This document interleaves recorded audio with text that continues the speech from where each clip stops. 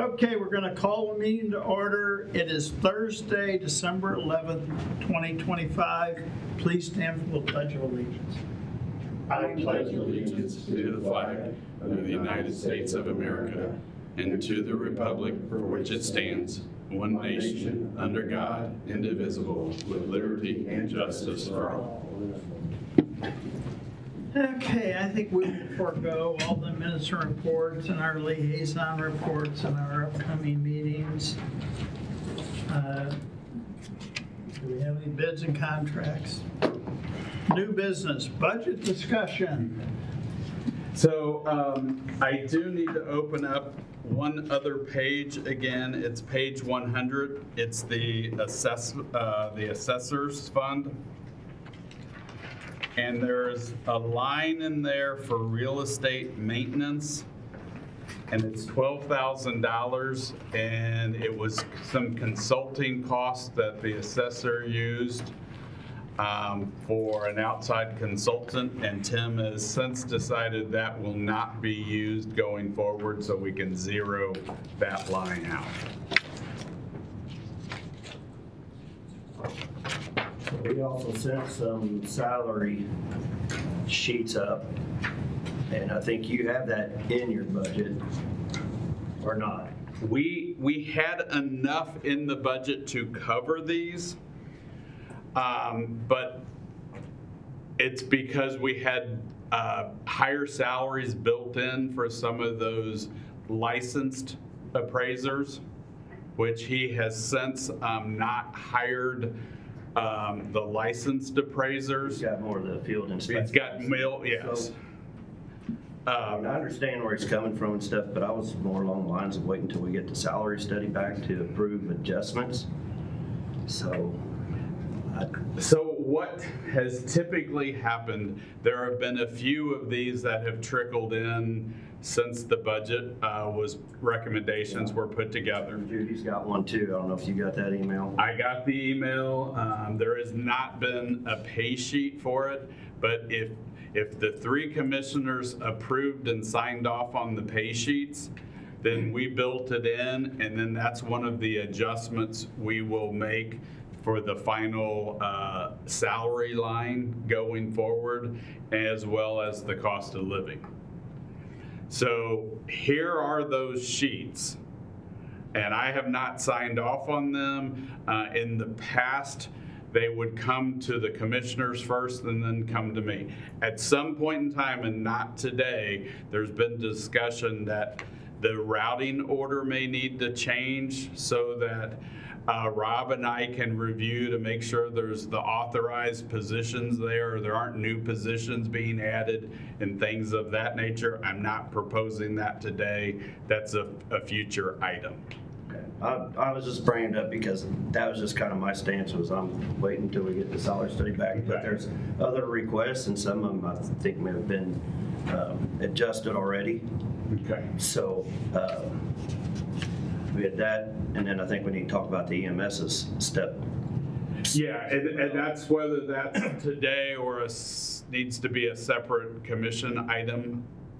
That's up to you all. I kind of see it as part of the budget. Okay. I mean, I think it's, I don't know, kicking it down the road's not going to change anything, is it? Or are we still waiting on more information to have something added there? This one particularly, I have meetings scheduled tomorrow, conversations that include part of this. Okay, so because of performance concerns. So part of it is already basically, we thought, implemented, and I'm having those conversations tomorrow. So I need to either stand down on those conversations or have a decision on this today.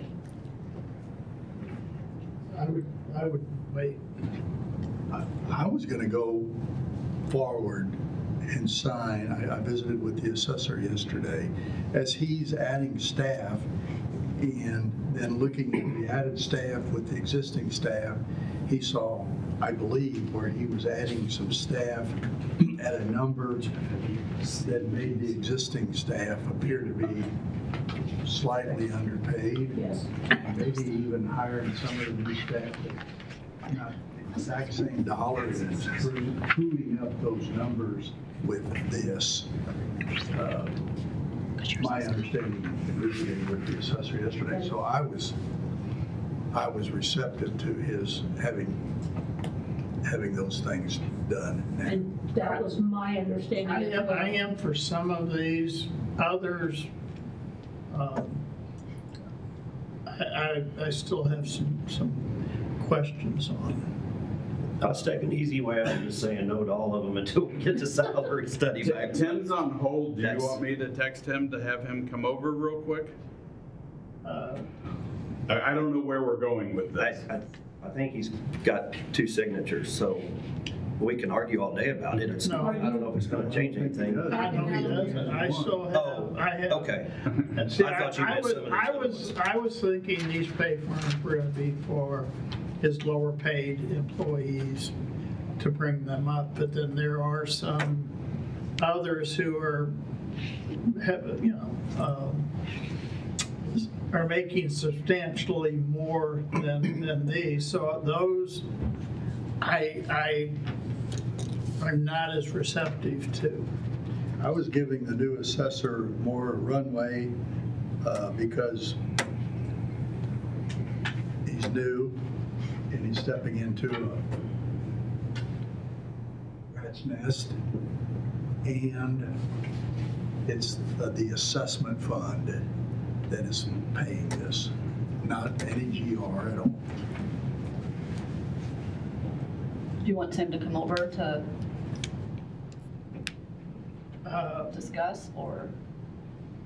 I think it would help give you a clearer. Yeah, I think so. I text him that, Okay. so we could, Could I have the file here? Yeah, I mean, you can do it here, you can do it Or that whenever had you all pay want. The pay forms, these are the I same. want pay, okay. Boy, that's well.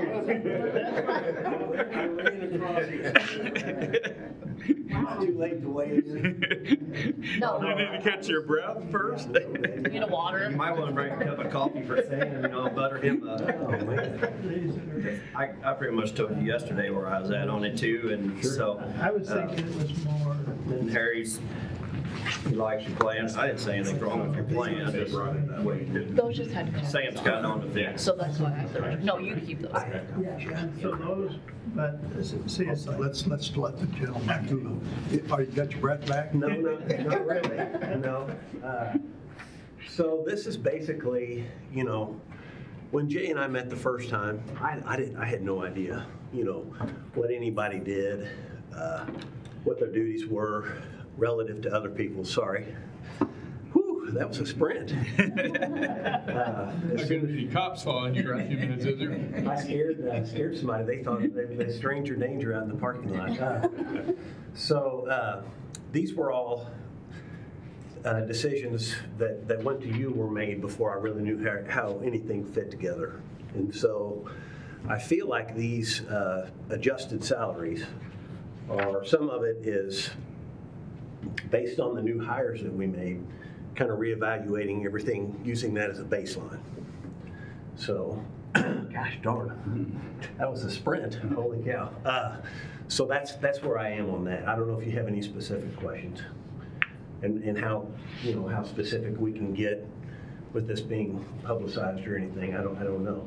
So if you look on page 100, on the department request, they had salaries of $676,600 and had that salary reserve of the $115,000. And that reserve was those positions, as I understand it, was those positions in the past that the previous assessor said he could not fill but wanted to fill. And then Tim has come in and been able to fill those at a lower position without the certifications and working through all of that. So, and we subcontracted some field work, and we're gonna zero that out, and hopefully we can apply some of that to this. But the kind of holding out for the licensed and certified inspectors or appraisers, I am, having been a certified appraiser for 25 years, I'm filling that role with regards to value and programming of the CAMA and all that sort of thing. So we don't need that as much to make things work as we do to just view the whole county. But as we brought on the field inspectors, that moved other people up into more supervisory positions of those, and they're taking on new duties, and that's reflected in those adjustments. I'm not arguing your justification. Sure, I'm just, sure. That should be reflected in the salary study too, or if it needs to be adjusted once we get to. And as you all know, this doesn't come out of general revenue. And Harriet, can we use it on dancing ladies? Is that right? That's what a prior office holder suggested, but was corrected by the circuit judge, I believe. Yeah, there you go. So I really feel like for us to move forward, that these are legitimate numbers, and based on job duties as they've been adjusted with our new game plan.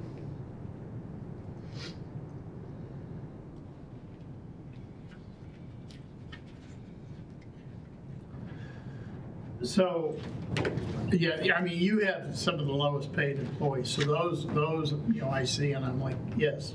And I know you have some new positions here too. Some of these ask, I would think that with the COLA and the $750, it's gonna bring them up fairly close to that. So,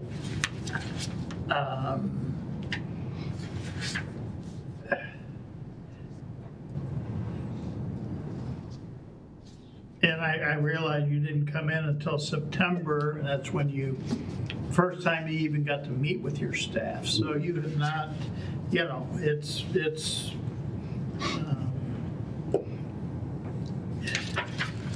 I'm not comparing it to other offices. I'm not comparing, I have no knowledge of that. This is based on, what I, kind of adjusting everything based on what I could hire those 4 new people for, and then kind of using that as a baseline to adjust everything else. Last year's a budget as amended for the assessor's office had salaries with that extra line below of $865,000. And now we're looking at $759,000. No, it's higher than that. Well, Yeah, that's just the salary. Oh, okay, gotcha. oh, I'm sorry. I apologize. Yeah, okay. So we're at, this is sort of a flash card. 865 was okay, budgeted as amended for 25, and 759, and these papers fit inside the 759. Yes, so Rob recalculated real quick. It would be 724, 763. And that's where it's trying to find the balance here, that the proposals are under the budget that we were suggesting based on the conversation from the September timeframe. And we're zeroing out $12,000 of farmed out field work. Our job would have been real easy if every director and every elected official came in and said, can I lower the salary line by, $75,000 and call it good? We said, check. Yeah.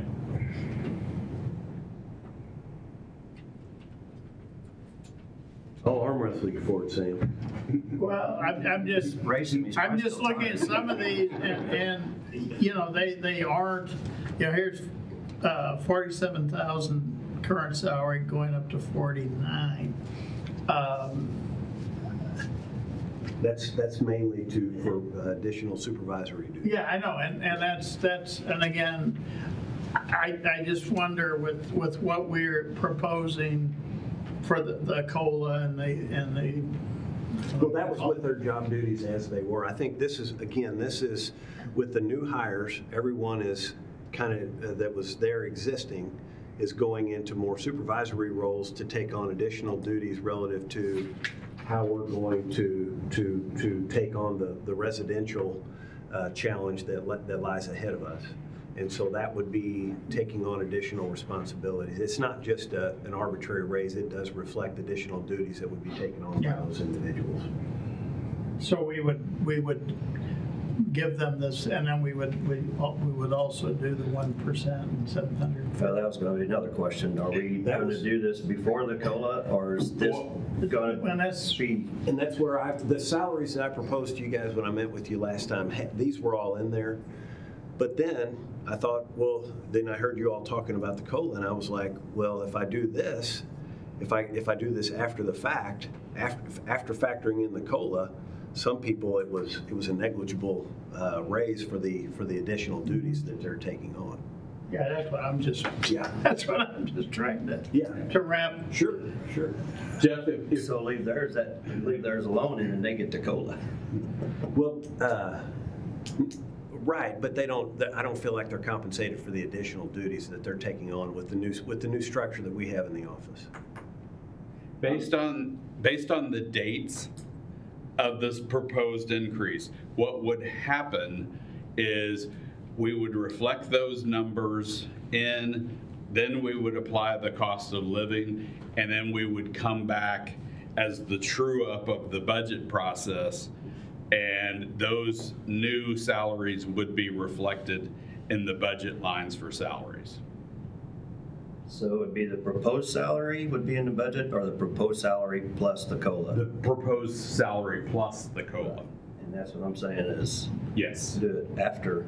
Yes, so there have been a few of these since the September timeframe that the commission has approved. So those will be reflected in that true-up process. There were a lot of substantial changes between 24 and 25 on their salaries too. So we've had some adjustments in there prior. Yeah. So I don't know if that's going to affect how it turns up on the salary grid. They may still end up being way low or something, but because some of them had, $6,000, $7,000, $8,000, $9,000 adjustments. Yeah, but you still got 24. some here that are making basically below minimum wage almost. Well, I can tell you that there is the existing ones that are there have had a load of responsibilities and do an awful lot of things that were probably above their pay grade to start with, supervisory type things that was kind of dumped on them. And so they do a lot more, I think, than people understand, or maybe the salary study might show, a kind of a clerk level thing it's above and beyond that in most cases. So. Considering you've only been in 2.5 months, it's in that respect, I understand. I'm just trying to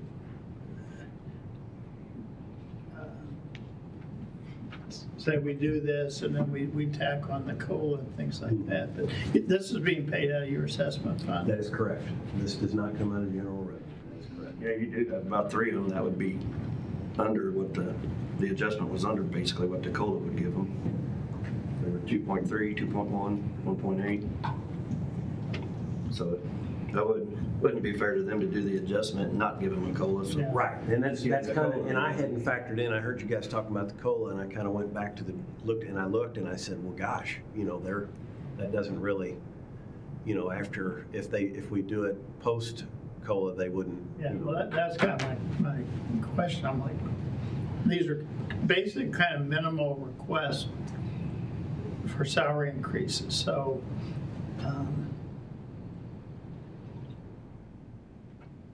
You mentioned an updated number of 724 to 763, Yes. and that's including everything that's in the stack here? Yes. Okay.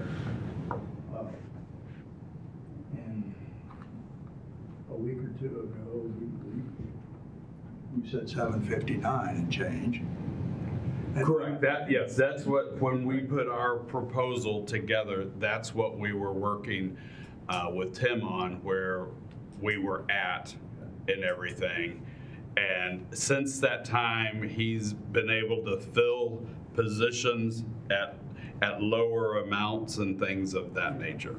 And then we took that reserve, the salary reserve, away and rolled it up into the salary line. And I think it's worth mentioning again, that $12,000, Yeah. is not being spent for a subcontractor for field inspector. That's being done in office now. That's the cherry on top of the whipped cream that's on top of That's right. the That's apple right. pie you're That's trying to. right. That's the last time I'll say it. Yeah. Well, I'm So going if- to give you as much support as I can, because, this is a heck of a transition, after all the years that Chris Estes was there. So, it's so. Well, if you want to give him all the support you can, you stand behind me. I'm going to sign. Yeah, so if the three of you or two of the three of you sign that, they will get reflected in the budget moving forward. And I'd be happy to meet with whomever to talk about them individually.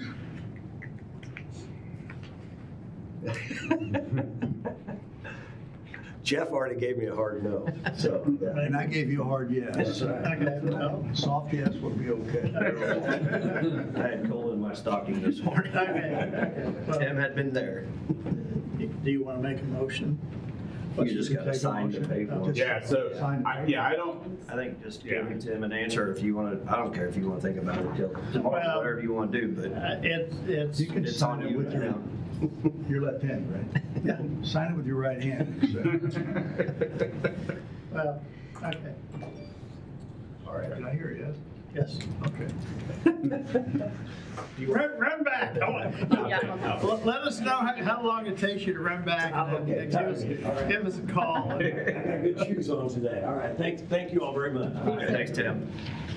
one quick thing, do we want Eric Hoy over here to discuss the pay grids, or is that going to be a separate item?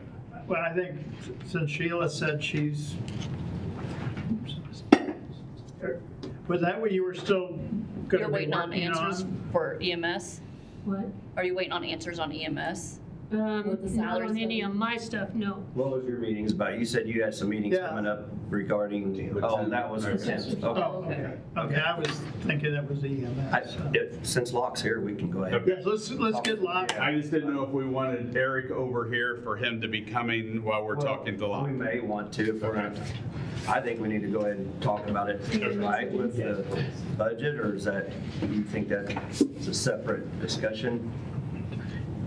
Based on these numbers, that's what's built in his budget at this point in time. But that was before we were able to start digging through and bringing some questions to light and In a everything. minute, if we have to set up a different. So what did we have exactly for Locke's? He's got the VOCA. So, yes, so we've got two items. There was an email that the VOCA grants, we think, are going to be reduced. Yes. We reduced that revenue line from 85,000 to 27,000 already. Is that the assumption? So my assumption, I don't know yet. I know I talked a little bit to Harry about it in passing yesterday. I don't know yet exactly how the cuts are going to go breakdown wise across the state. I do know that we are one of very, very few offices. We might be actually the only office in the state that has two VOCA funded advocate positions. So my guess is we will get hit in some way, shape, or form there. I'm just not exactly sure how that's gonna happen or how it's gonna be determined. What page is it on? 79. Thank you. But I would say, my guess is that if we've already adjusted for that in the budget and reduced the full-time and the part-time's on the back. if we've reduced it from the 80 to the 20, anticipating that, then I would think that would be about right. Probably even on the high end reduction-wise. Do you know which budget bill this comes in under? No, so it's a federal grant that just gets monitored or dispersed through Office of Prosecution Services, has VOCA funding that they use to basically employ victim advocates around the state. A lot of those advocates are in very rural parts of the state where you're talking about one advocate servicing multiple counties and multiple prosecutors' offices. So I could definitely see them doing everything they can to hold on to those positions statewide. So I could see a situation where some of our money would be on the chopping block. But again, I don't know exactly how they plan to make those cuts. And at the same time, there'd be a rural, Rural, yeah. one of those Yeah. country boys, gals lobbying at the budget hearing to keep it some way to fund it, let me put it that way. They've always been able to come up with I don't know how they've managed to do it this long, but it seems like every year they talk about this getting cut, and then come like October, they're like, surprise, we've been able to do this for another year, and this year that did not happen, and the cuts are anticipated to be 40%. RACs got cut too, didn't they? Or did they cut their funding? If they have any VOCA stuff, yes. I don't know if they're VOCA or VAWA. So. So on the pay sheet, it lists out the two positions that are funded. Yep. Under the one's 45,000 and one's 48,000. Correct. And that's the current salary before COLAs or anything. Right. And then the other question or request was Locke was wanting to take a part-time position full-time.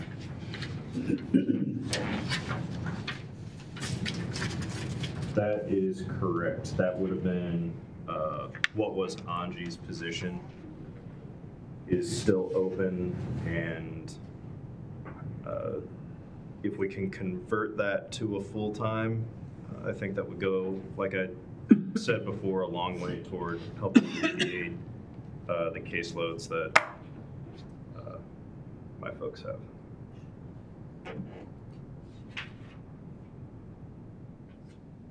So the kind of the color coding on the part-time sheet, the yellows are individual positions, or the individuals are no longer here. They were here throughout the year. The pinks didn't get pigeonholed into one of those yellow categories, but Yeah, I can confirm that. and then the blues have been here a while. and So everything. actually, so Renee's also gone now. Kim Okay. Bashir is still here. Our part-time advocate. Kim and Gianna are the only ones on that list still employed by the office.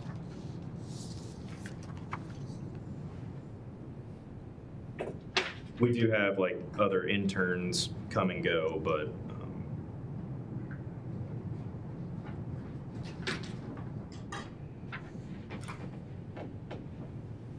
Locke, do you have an anticipated salary if that position were to go full-time?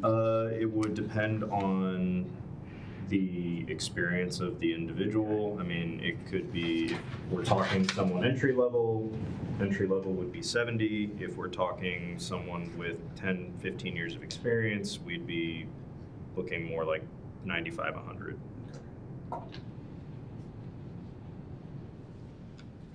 So this would be a new hire, not a increase of hours for an existing employee? Correct, yes, yes.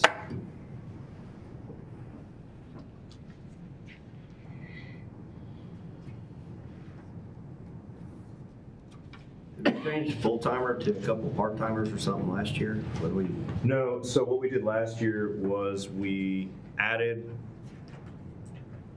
a guy who was part-time who got hired on full-time. And he took over Renee's caseload when she left. But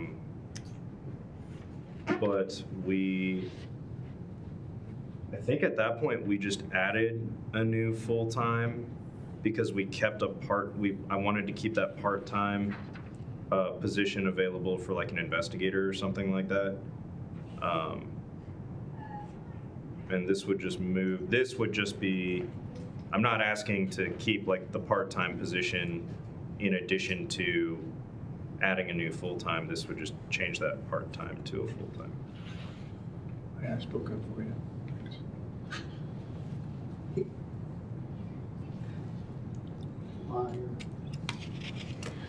So Locke, if you did this, would you have any part-time other than interns? I would have my part-time advocate. I would have no part-time attorneys anymore, which Would that be a problem? that would be my preference, is to move all attorneys to full-time.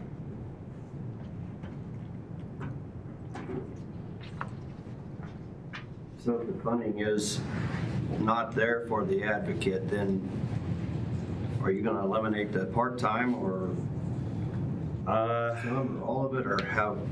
Well, if we lose a full-time advocate,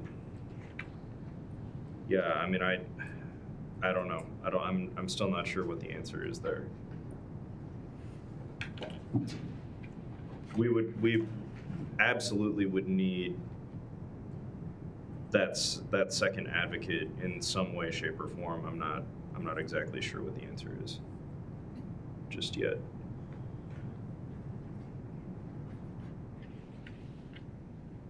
And that's still an if. I mean, like, I'm just anticipating that we'll likely get cut there somehow, some way.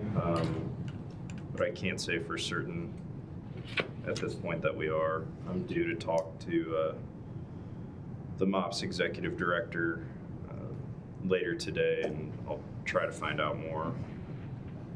But I don't think he knows, even at this point, exactly how it's going to all shake out.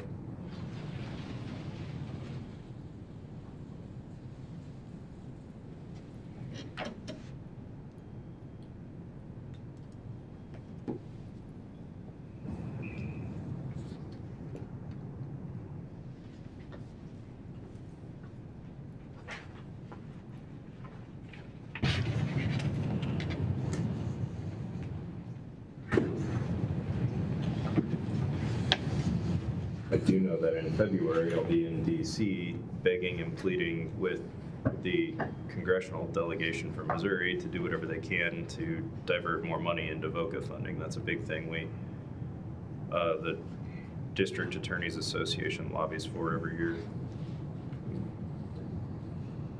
Yep, don't send more money for everything. Right. We should play the game with them that they play with us, that tell them that if they grant some money to us, we'll do a match. Oh, yeah. Something like that, right? Fair enough.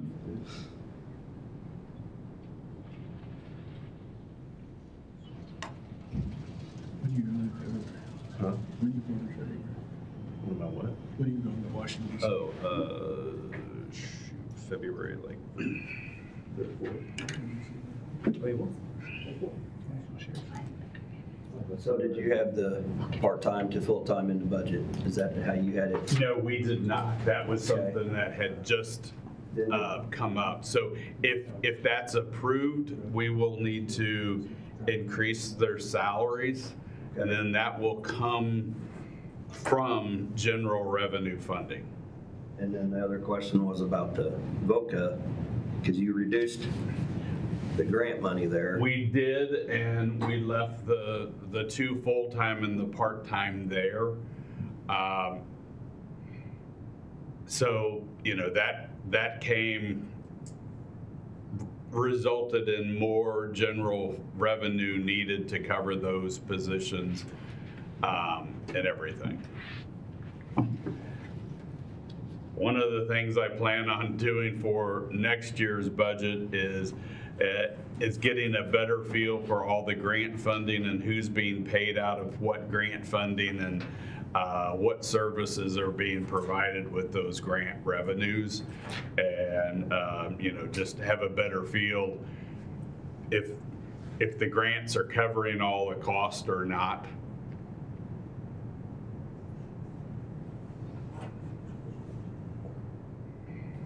So, I mean, the question comes down to is, one is keeping the VOCA staff,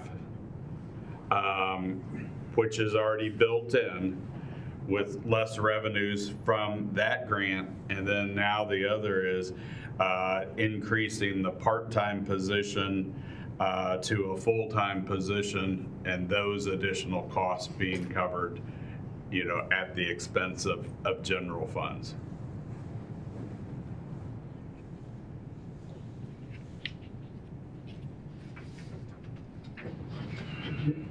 Jay, the projected activity, I want to ask you just a couple math questions here. The projected activity of $1,850,643. Bottom line. The third from the. We're on are we on page 79? Yes. Yeah. Okay. Now what number again? $1,850,643. Projected activity for 25. Bottom line. Oh, I got you, project, yes, sir. That's still a good number, or reasonably good. I mean, I have not looked at it since the September timeframe. I don't know that it's good or bad or anything, yeah. Let's presume that it's okay number. And then the budget line, bottom line, as it stands on this page, is $1,988,000. Yes. And that's, have we shifted much off of that right now? I mean, we're still using that number. That's what we're still using. I think the only difference is what would be the request to convert a part-time to a full-time. Okay, so that could grow a little bit. Negative growth.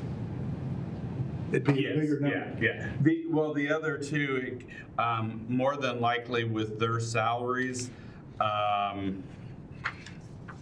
we have the difference of the pay plan in there. And some of those would be more and some would be less based on their salary ranges. I think our bottom line would get a little better because of, given the requirements to work for your office, they're probably more over 75 and below 75,000. Is that true? I don't know.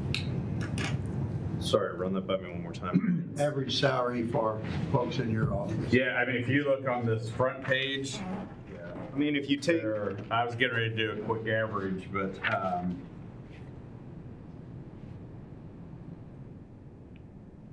I don't know, maybe not so much. the average salary is just right at 70,000. So, I mean, yeah. Okay. I was doing some Yeah. calculating from 50,000 feet on this. Here was my calculation.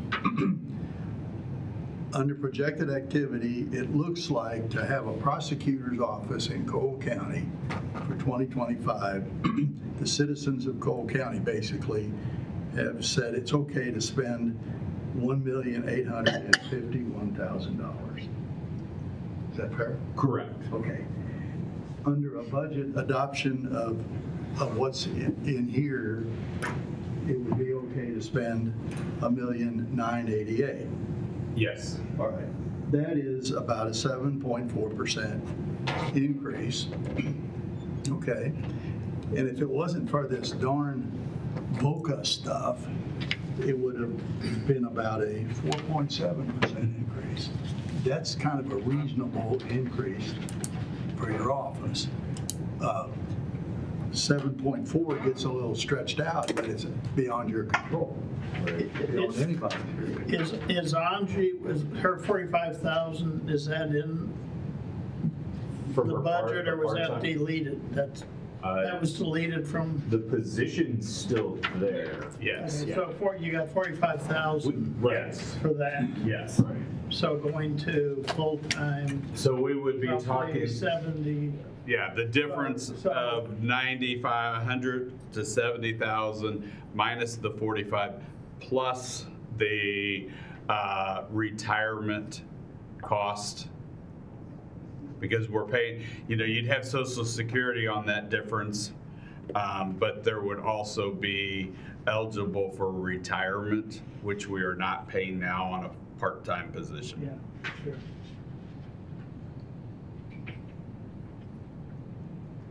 Maybe it's a talking point when we're over there, the legislature during budget meetings. Hey, reps and senators, because of something that we can't control and maybe you can't control, the citizens of Cole are eating another $58,000 of expense.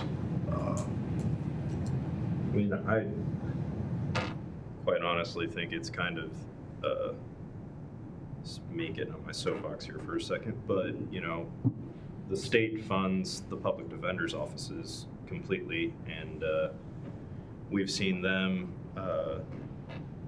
just litigate us to death and start spending more money on stuff that, the county, Cole County is fortunate, but a lot of counties out there can't afford to keep up with some of the things they're doing. You can't go to Canada to get your expert I witness? can't Is that go what to you're saying? Canada to get my expert. I don't think I'd want to go to Canada to get that particular expert witness, but I might have to go to Canada to depose him, which is going to cost the county thousands of dollars because I have to pay. If I'm deposing an expert, I have to pay their hourly rate during the course of that deposition. It's probably going to be a full day deposition. I don't know what his rate is. And they're doing that stuff where they'll start retaining experts on like misdemeanor DWIs now, and it's just getting very expensive to litigate against an entity that is completely funded by the state, whereas we are doing all of the enforcement of state laws here in Cole County, and we're not getting a dime. But that's just my 2 cents.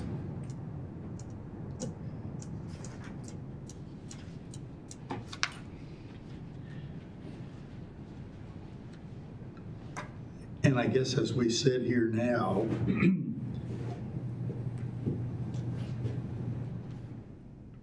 it's going to get $27,000 worse in '27 because there'll be zero coming prospectively. If this cuts off in April, If they completely cut it off in April, like worst case scenario, and I lose 2 positions, yeah, I mean, it would be. then we're okay money-wise, but now we're not okay service-wise. Correct. So service to the citizens that are impacted by that. If we lost our victim advocate services, that would be a huge, huge problem for the office because our attorneys are constantly in court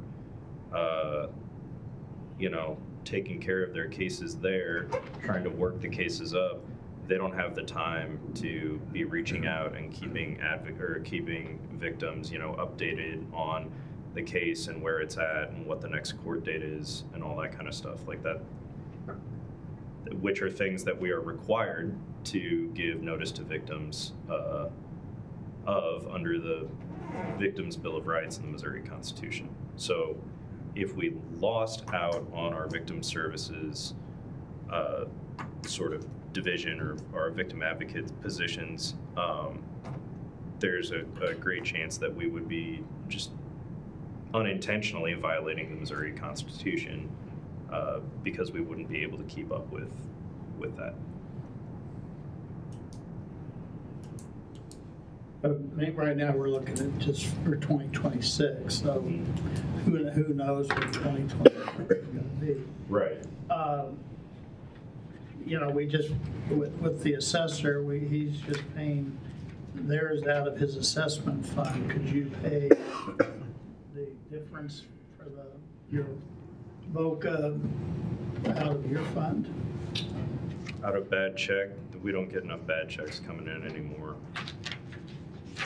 And that's gonna change even more with dealerships now collecting sales tax. I think that's why Cole County always had such a huge bad check fund before, was because people were writing sales tax checks to DOR for their vehicles, and we were getting a lot of those, and now the law is changing there, and dealerships are going to be the entities actually taking those checks for the sales taxes, not DOR anymore. So that bad check is bouncing in some other county? Yeah, so to correct. speak. Yeah, so we're gonna, it's already gone down because people don't really write checks anymore, Right. but it's gonna continue to decrease. So if the full-time position was at 70,000, it would cost an additional $40,000 for salary, health insurance, and Social Security and retirement. If it was at 95,000, that would be an additional $70,000. And I mean, I'll do what I can, obviously, to bring someone in on the lower end of that. Someone maybe right out of law school, or I know I've got a couple of interns right now who could be prospective hires if I can hang on until September when they pass the bar. But with the caseloads that we have, and I know that I do have one of my APAs will be going on maternity leave at some point here this year, so we're going to be down an additional person for a while at that point. We've been down before, but I think with the way the public defender's office is trying cases right now, or handling cases right now, it's going to make it really tough if I'm down too. So. Well, addressing they going from part-time to full-time, I'm okay with that. Okay. So, and I don't know what we want to do on VOCA, if we want to take no action now. And I'm like I said, I'm due to call our association executive director today just to touch base on some other like legislative stuff, but I'm going to see if he's got any better idea as to what these cuts might look like so that I can give you guys a little more information on that. Build in 70,000 now, and if it's higher, adjust later? Or do you want something in the middle? I'm gonna do what I can. Do what I can. 75?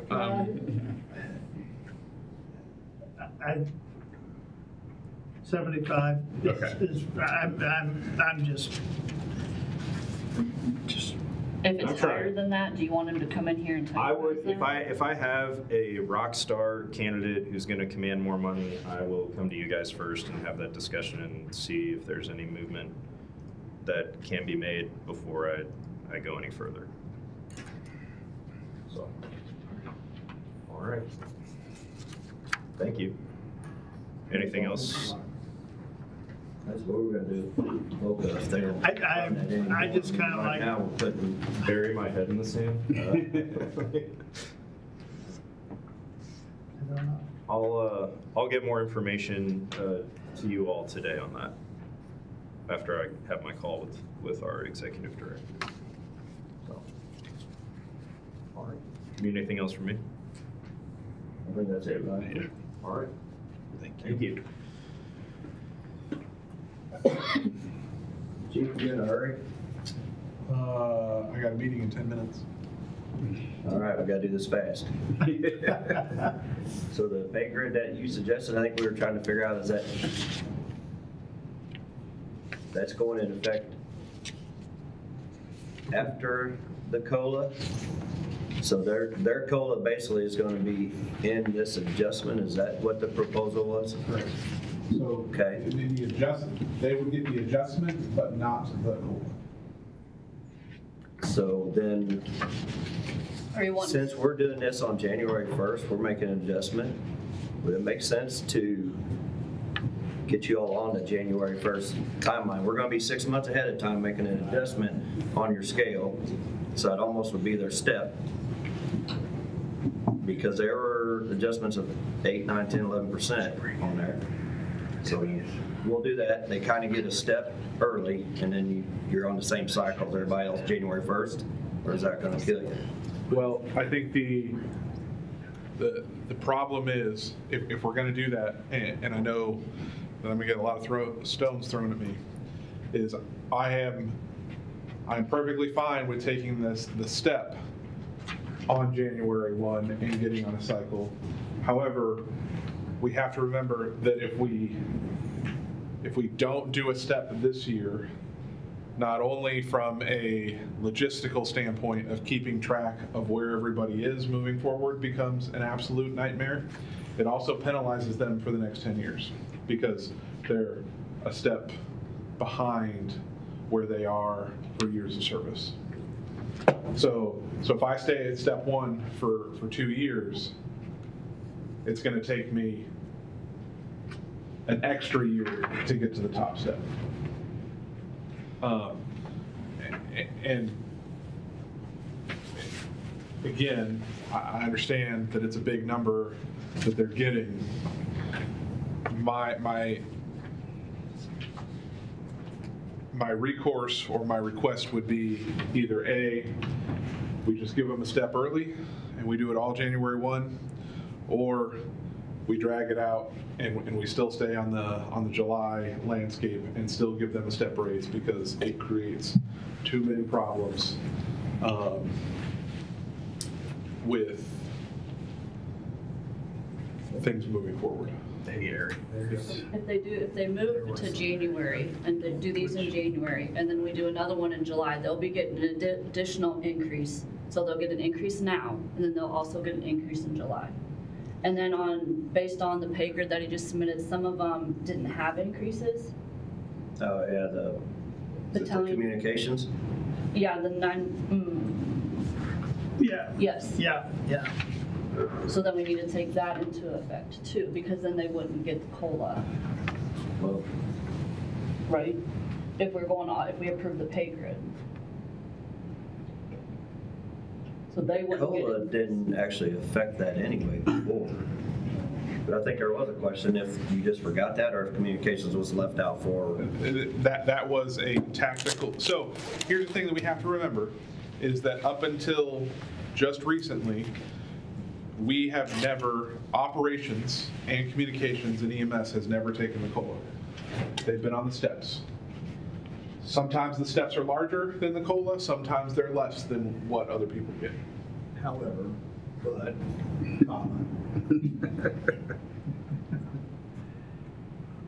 when the steps were calculated, there was an assumption or estimation of a COLA Yes. inside it. Yes. Sometimes too high, Yes. sometimes too low. Correct. So to say that there was no COLA although not false, is misleading. Sure, yes. They are Heating COLA. they are getting an annual adjustment, Got it. but the step is in place of the COLA, not in addition to the COLA. That is the way it has traditionally worked. So that's why everybody, so the paramedics, or sorry, the EMTs are getting a bump due to minimum wage. Everybody above that got a base adjustment to prevent pressure.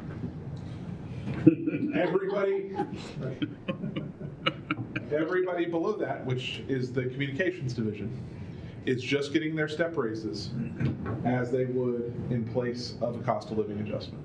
Because the factors of the minimum wage increase did not apply to them because they are making significantly more per hour.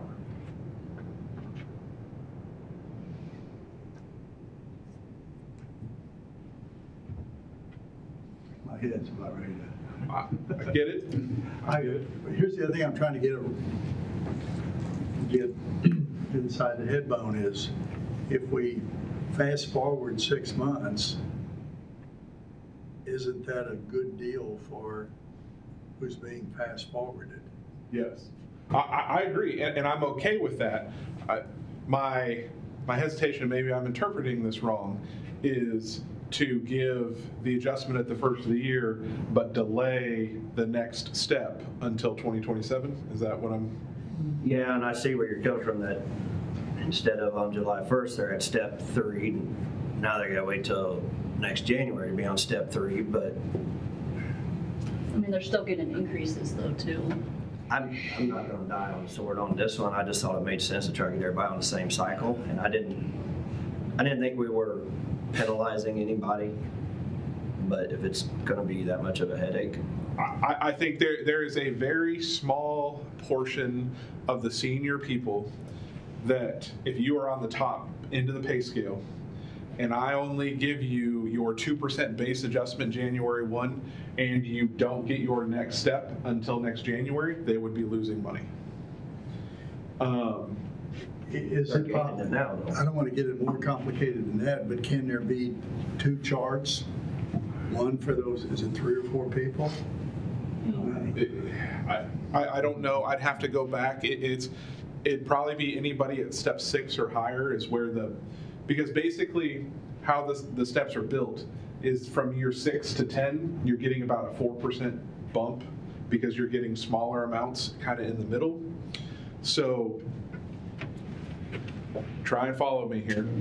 The base step is a 2% increase, right? So if we don't give them their step raise on top of that, they are receiving a 2% increase instead of the 4% increase that they would get with their step. I know that is very diluted and very down in the weeds, but that is the piece.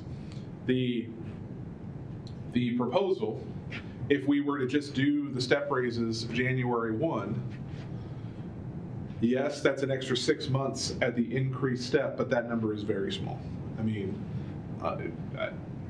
it's not built into the budget, but I can imagine that it being not something that would make up throughout the year through vacancies and those sorts of things. Like, I don't know the number off of my head, but $10,000 or $15,000 maybe.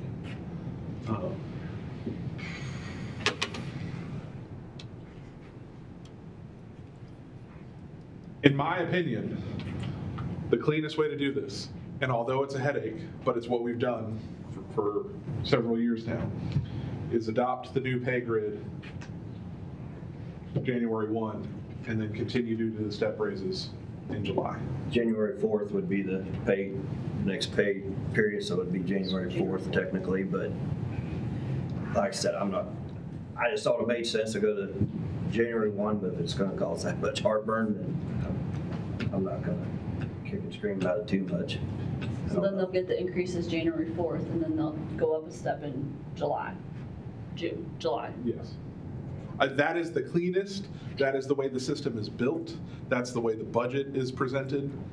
I understand that it's, from an administrative standpoint, doing everything at one time is a lot cleaner, but there's some downstream effects, because if we also have it, if we hire you from July, if we hire you before the start of the year, you get your first step raise the next July. If we hire you after the first of the year, then you have to wait 18 months until you get your first step raise. So like, there's all these things that we have in place. It gets very hard to keep track of.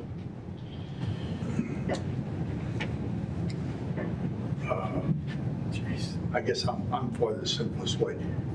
And just to throw one more wrench into it, next time those guys down the street change the minimum wage and catch us in that vicious rat's nest again, we're going to be talking about this. Yes. Which is why we don't usually take the COLA and apply it to the entire step, because we know that through history, every few years, we have this conversation where the entire thing changes.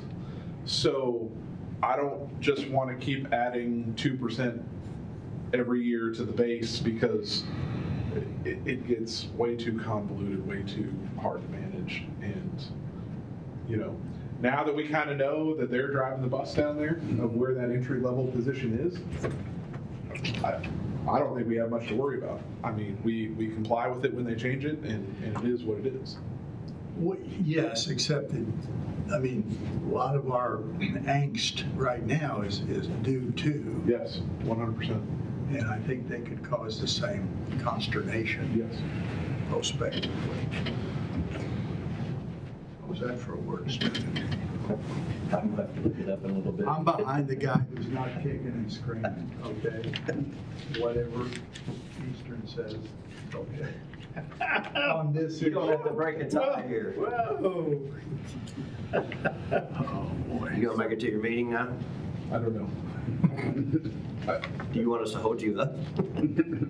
It's cold out there. Wait till this weekend.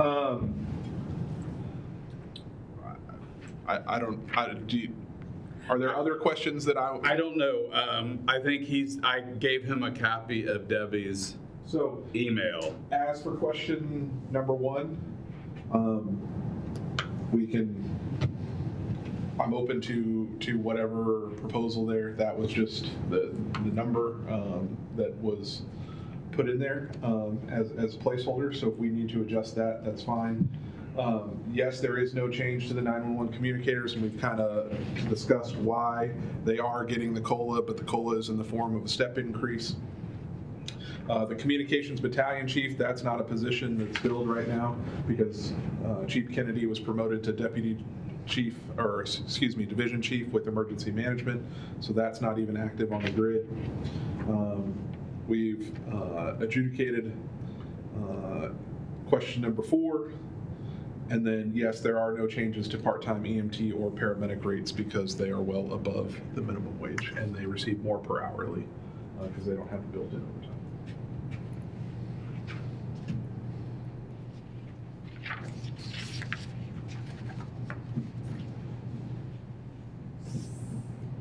If you guys are good with the grid, then if we need to talk about that support service officers being at 50,000, it's the green section. If you're good with it being at 50, then that's fine, but if not, then we need to update this before you guys approve this Yes. pay grid. So I think, you know, that position is very valuable to us.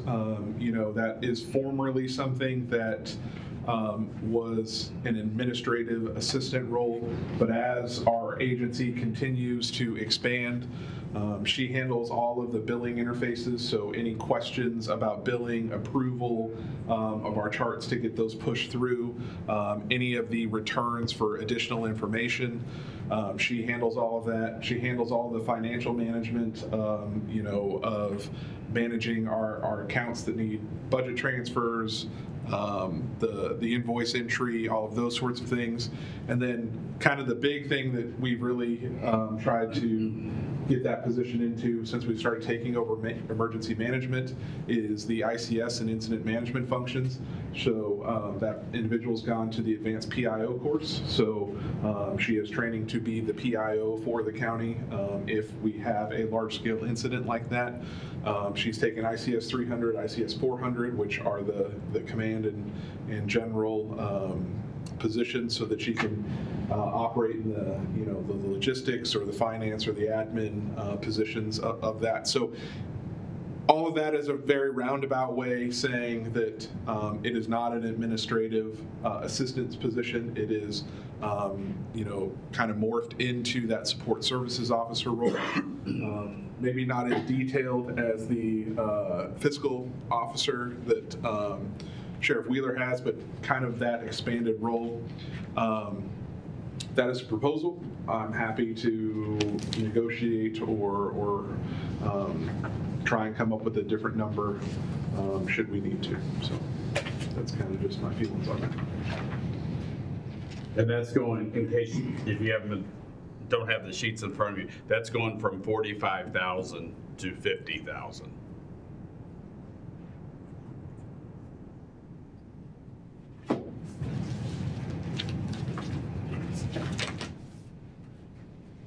I think she does have a lot more responsibility. Does she still come get the mail? She still does all of Used to those be, I was so used to just seeing them when they were picking up the mail. Yes. Is that one going to be included in the salary study? It's in the report, but I don't know to what extent. But yes, I think it's reflected in there, probably similar to what he's proposing. I mean, I can't say that's not justified, but I'm probably staying on that same soapbox about the salary study for that one.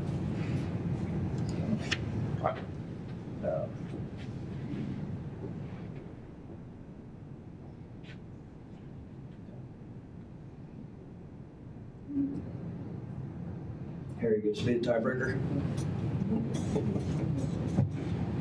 I'm with you. Okay. Okay. So I will revise that to 1% plus 750 to start with. Okay. We're going to do the grid as of January 4th, and then in July, do the steps, right?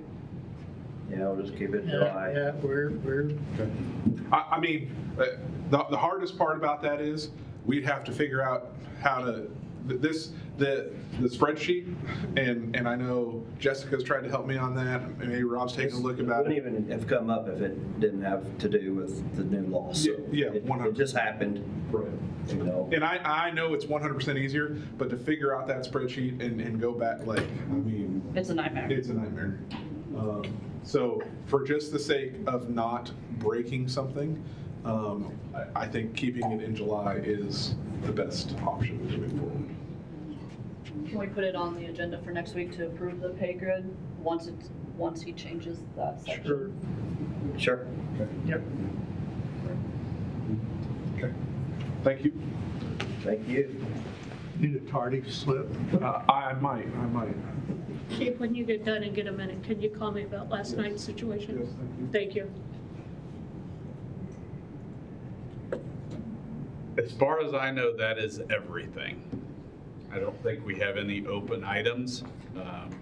Again, Rob and my plan is to update the system with all of these updated numbers.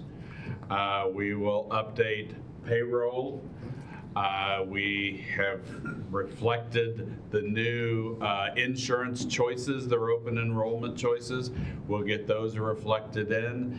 We'll include Social Security, retirement, those adjustments, and we will reflect those numbers in the commission-approved line.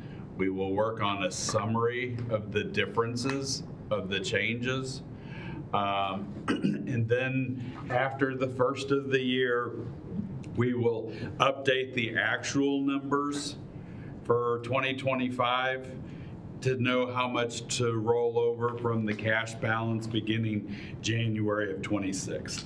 And you just do that in BSNA, right? We do that in BSNA. Then after that, we'll have those documents ready for the January 8th commission meeting for approval. After that, we'll work on finalizing the budget book. We'll have hard copies to give out, and then we'll have a PDF version on the website and everything. You had a schedule, sort of an additional schedule that you weren't required to produce. It talked about the revenue and expense by.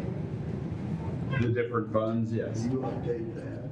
I'm pretty sure that would get updated to be in the updated budget book and everything. So if you've got your budget book on, it's Roman numeral 13, and it's the page where my signature is there. Going forward, and one thing we'll revise is, especially at the general fund level, our net revenues over expenditures is 1.1 million. That's gonna more or less come down as with these adjustments that we've made. And then the net transfer out is 836,000. So ideally, when you combine those two items, we would be at zero or somewhat positive. If it's negative, you're relying on cash balances, and you don't want to do that too long. So our cash balances will be going down by the capital outlays that we have there. That's a target of mine going forward. And again, that same concept will go to all the other funds. We've talked, the law enforcement fund is the biggest concern, going forward.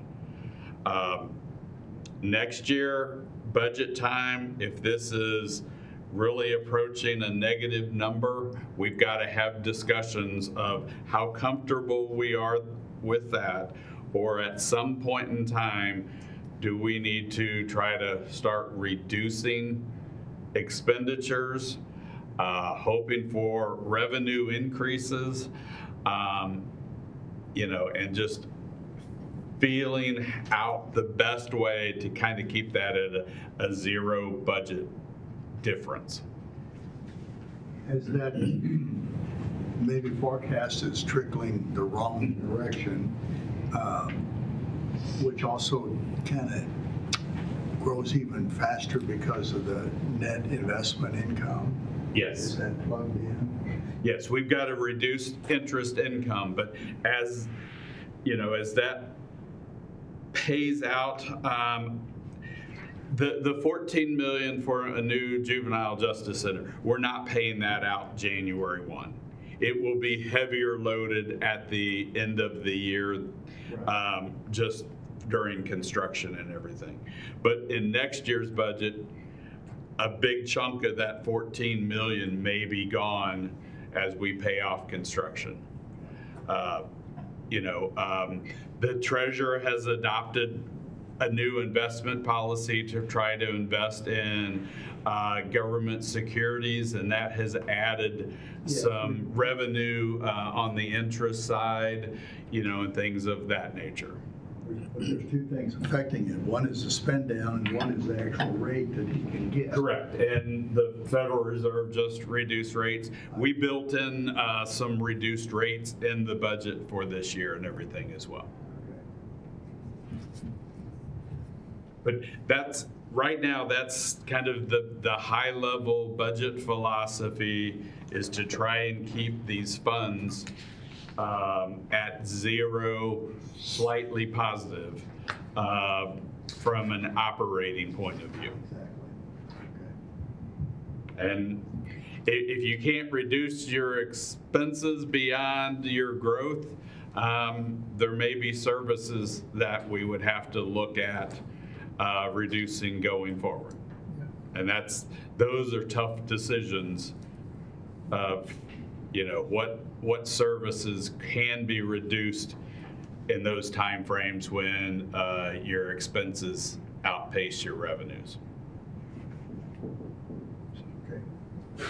What is our operating budget for the county, basically? Is that on one of these charts just a perfect number? Or? So that's a very difficult question to answer. Yeah, because I have a sub question to that too, not counting in-out money and transfers. Yeah, so one of the items, if you look, there's the line, the total operating expenses. So our operating expenses before the adjustments is basically $60,000 there. Our revenues are around 64. We have capital outlays of 34 million in everything there. So I've seen, and let's go back to, let me get you back to one of the other pages. So that total operating expenditures line, is that a pretty decent number for? The other extreme is if you go back to Roman numeral 8, the total financial uses, that bottom line for all funds, 125.99 million, that's assuming we spend every penny we have. So I've seen people reference that our operating budget's 126 million. But that's assuming we spend every penny, which we would not do unless we were in a major financial emergency. So the 60 or 59 million was basically our. Yeah, and then the other, if you go back here on, again, on this Roman numeral 8, it has total expenditures, and this includes the capital outlays in there, but that's basically $93.8 million is our expenditures. But that includes the capital outlays of $34 million there. Okay. So I didn't totally answer your question. It's whether you want to include just more of the operating expenses and or capital outlays in there as well. Yeah, that answer, I was trying to get a grasp on it. So, how about this nerdy question? Table 6 on 13, Roman numeral 13. Okay. It says projected ending reserves. That's projected as of 12/31/25. No, that would be 12/31 of 26. This is the new. This is the new, okay. Yes. And that's assuming all of your capital outlays play out all in that year and everything. We're still making Yeah. that rough and dirty number. Okay, so that's projected ending reserves for 12/31/26. So we begin with the cash balance for all funds at your 56.8 million. And we end at 27.4 million. And the big difference there, again, is that's 34 million of capital improvements. Right. Okay. And there's timing from the payout of previous year's capital improvements. So the transfers net out, you have a net for everything, you have a net revenue of about 4.4 million. It's the capital outlays that start eating into your budget. And 14 million of that is out of general fund with the Juvenile Attention Center. And that's where we've talked that going forward, except for the capital improvement fund, that those capital improvements may have to, to be reduced going forward, that there may not be as much reserve to fund another juvenile attention center type, or there's not enough in there to do something with the courthouse without revenues. So the county is still in good financial shape. We're at the crossroads, or getting closer to the crossroads. As our revenues start to tighten, our expenses have been going up, and our cash balance is coming down. That in the next couple of years, we're going to have to make some tougher decisions of what levels of service we provide going forward. Are we better off than the city? I believe so. With the self-insurance fund, having a use tax and things of that nature. And as it stands right now, our sales tax increase year over year is less than 0.5%. Right, yes, right at 0.5%, yes. Our saving grace was use tax. Yes, and from the health insurance fund, one of our saving graces was the marijuana tax. Which has died now. Which has died. And then the health insurance fund is one of those that we're gonna have to monitor within the next 9 months to a year. I think we will have a better answer if this significant 20% increase has helped stabilize that. I'm gonna save $100 for us, 'cause I'm gonna go and do the biometrics tomorrow, rather than having my physician do it. So add that.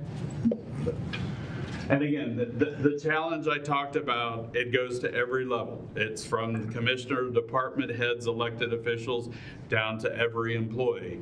Going forward, we've got to get that mindset in place.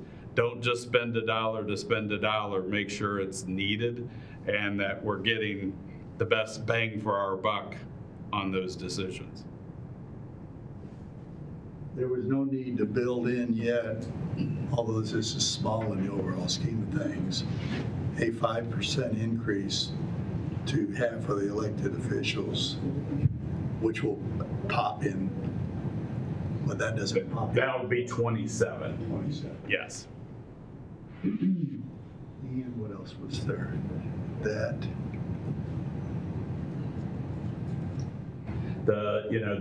There was a question from the outside on the capital improvements for the 10-year. I would anticipate that, that would be approved by the citizens. It has been. We don't have anything in this year's budget because of that. That would impact the 2027 budget. Yes. Right. I have faith in our citizens that they acknowledge that capital improvements are needed and that 10-year plan would be passed as it's been done in the past history at 5 years. So.